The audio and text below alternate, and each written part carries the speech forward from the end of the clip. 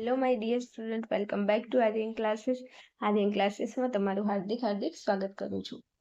ચલો મારા વાલા વિદ્યાર્થીઓ, આજના વિડીયોની અંદર આપણે તમારી જે પ્રથમ પરીક્ષા છે તો પ્રથમ પરીક્ષાને લગતા ધોરણ 12 અને વિષય મનોવિજ્ઞાન લખાઈ ગયું છે, પણ સમાજશાસ્ત્રના મોસ્ટ આઈએમપી ક્વેશ્ચન વિભાગીના આપણે જોવાના છીએ. તો શરૂઆત કરવી છે આ વિડીયોની અંદર નવા હોય તો ચેનલને સબસ્ક્રાઇબ કરી અને વિડીયોને લાઇક શેર કરી દેજો. અને તમે મારી ઉપર 100% વિશ્વાસ કરી શકો છો. ધોરણ 12 આર્ટ્સને લગતી ચેનલની અંદર તમે ભણી રહ્યા છો, તમે મારી ઉપર 100% વિશ્વાસ કરી અને પ્રશ્નોની તૈયારી કરી શકો છો. તમને તમારી પરીક્ષાની અંદર બેઠા ક્વેશ્ચન તમને તમારી એક્ઝામમાં જોવા મળશે. ચાલો શરૂઆત કરવી છે વિડીયોની. તો તમને જણાવી દઉં કે સમાજશાસ્ત્રની અંદર આપણા પ્રથમ પરીક્ષામાં ચેપ્ટર 1 થી લઈ અને ચેપ્ટર 5 સુધીના ચેપ્ટર પૂછાય છે. અને આ 5 ચેપ્ટરમાંથી આપણે જોઈએ તો પહેલા ચેપ્ટરમાંથી એક પ્રશ્ન વિભાગ ઈમાં હશે, બીજા ચેપ્ટરમાંથી એક પ્રશ્ન હશે, ત્રીજા ચેપ્ટરમાંથી એક પ્રશ્ન, ચોથા ચેપ્ટરમાંથી એક અને પાંચમા ચેપ્ટરમાંથી એક પ્રશ્ન. મતલબ ટોટલ વિભાગ ઈમાં 6 પ્રશ્નો પૂછાય છે, આપણે લખવાના 4 છે. હવે 5 ચેપ્ટરમાંથી એક પ્રશ્ન એટલે મતલબ 5 પ્રશ્નો, દરેક 5 ચેપ્ટરમાંથી એક પ્રશ્ન પૂછાય છે. પણ હજુ આપણને આપણી એક્ઝામમાં 6 પ્રશ્નો પૂછાય છે, તો મતલબ આ એક પ્રશ્ન બીજા કયા ચેપ્ટરમાંથી પૂછાશે હવે એ કંઈ નક્કી નથી.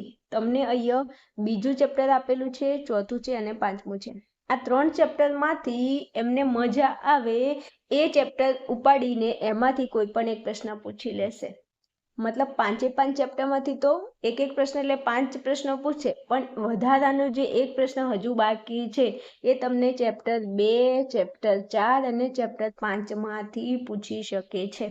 એટલે આપણે એ રીતે તૈયારી કરીશું કે આ જે 3 ચેપ્ટર છે એમાંથી પ્રશ્ન પૂછે તો તમને આવડવું જોઈએ. અને ખાસ જો આપણને 6 પ્રશ્નોમાંથી આપણે 4 પ્રશ્નો લખવાના હોય છે, તો મારું માનો તો તમે આ 5 ચેપ્ટર વ્યવસ્થિત તૈયાર કરી લો, તમારું કામ થઈ જાય. ચાલો વાત કરવી છે, આગળ વધવું છે વિડીયોની અંદર. ચેપ્ટર 1માંથી કયા પ્રશ્નો એવા છે જે આપણી એક્ઝામમાં પૂછાવા લાયક છે? તો ચેપ્ટર 1માંથી એક જ પ્રશ્ન તમને પૂછાશે. પ્રશ્ન નંબર 1 છે, ભારતનું સાંસ્કૃતિક વૈવિધ્ય જણાવો. પ્રશ્ન નંબર 2 છે, ભારતમાં ધાર્મિક વૈવિધ્યની ચર્ચા કરો.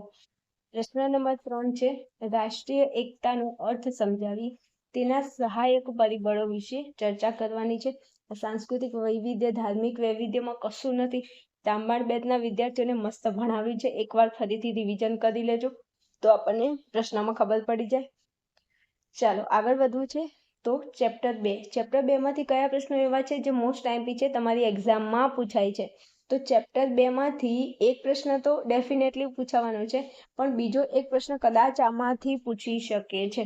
તો પ્રશ્ન નંબર 1 છે, ભારતીય સંસ્કૃતિના લક્ષણો સમજાવો. મોસ્ટ આઈએમપી ક્વેશ્ચન છે, પૂછાઈ ગયેલો ક્વેશ્ચન છે, તો તમારે આને તૈયાર કરવાનો છે. ઓકે, ચાલો પ્રશ્ન નંબર 2 છે, ભારત બહુધર્મી દેશ છે.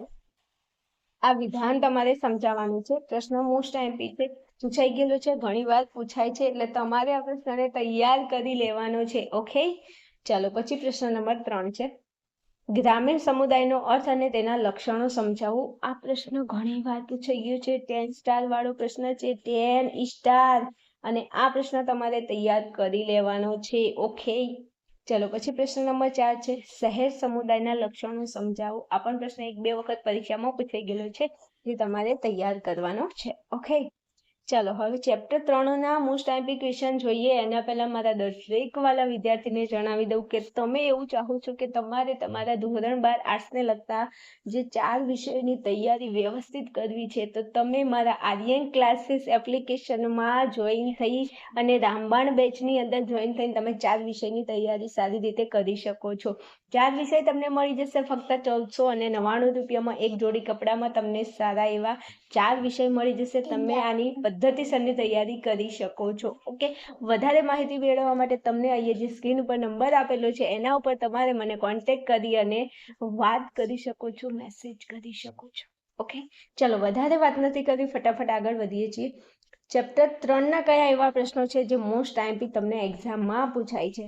તો ચેપ્ટર 3માંથી એક જ પ્રશ્ન પૂછાય છે, એટલે આને પણ તમે વ્યવસ્થિત તૈયાર કરી લેજો.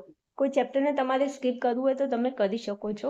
એ હું તમારા ઉપર છોડું છું, કારણ કે તમને કયું ચેપ્ટર સારું આવડે છે મને ખબર નથી. ને તમે એકાદું ચેપ્ટરને સાઇડ આઉટ કરવું હોય તો કરી શકો છો, પણ મારું માનો તો 5 ચેપ્ટરમાંથી જે પ્રશ્નો તમને સારા એવા આવડે છે એને તમે તૈયાર કરી લેજો. તો એક હથિયાર તરીકે આપણે એ પ્રશ્નોનો ઉપયોગ એક્ઝામમાં કરી શકીએ છીએ.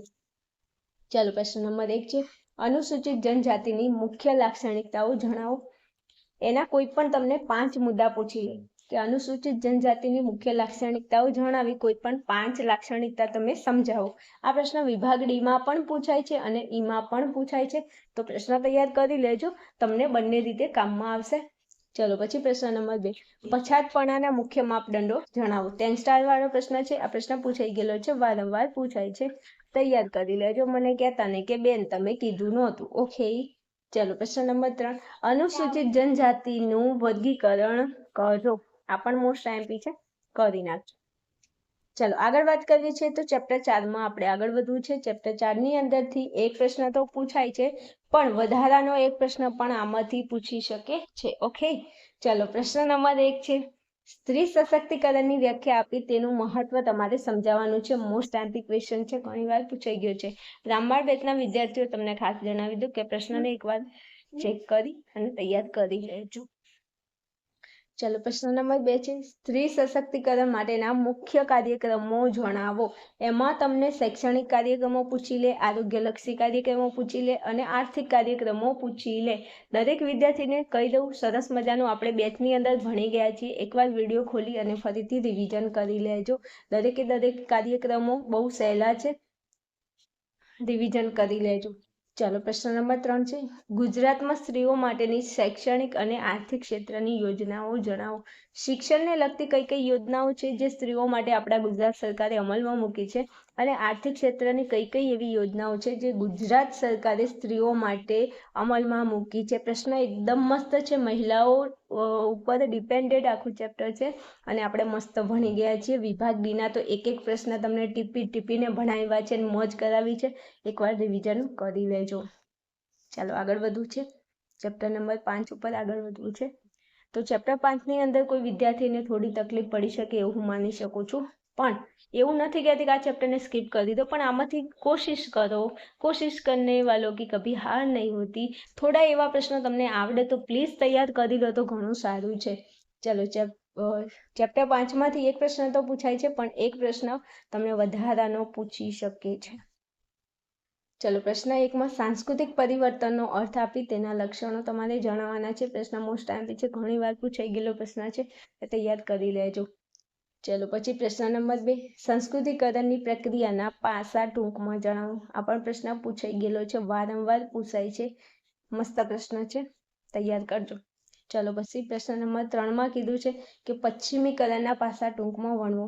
આ પશ્ચિમીકરણના જે પાસા છે એ અંગ્રેજો આધારિત છે, મતલબ અંગ્રેજો આપણા ભારતમાં આવ્યા હતા અને એમને શું કર્યું શું નથી કર્યું એના વિશે તમારે લખવાનું છે. તો પશ્ચિમીકરણના પાસા આમ જોવા જઈએ તો એકદમ સહેલો ટોપિક છે. જો તમને ઇતિહાસ આવડતો હોય થોડો ઘણો તો તમે લખી શકો છો, પ્રશ્ન સારો છે. ચલો, પછી પ્રશ્ન 4 છે, વૈશ્વિકીકરણના લક્ષણો જણાવો. આ પણ પ્રશ્ન ઘણીવાર પૂછાઈ ગયેલો છે, તો તૈયાર કરી નાખજો. વધારે વાત નથી કરવી, અહીંયા આપણા વિભાગીના મોસ્ટ આઈએમપી ક્વેશ્ચન પૂરા થાય છે.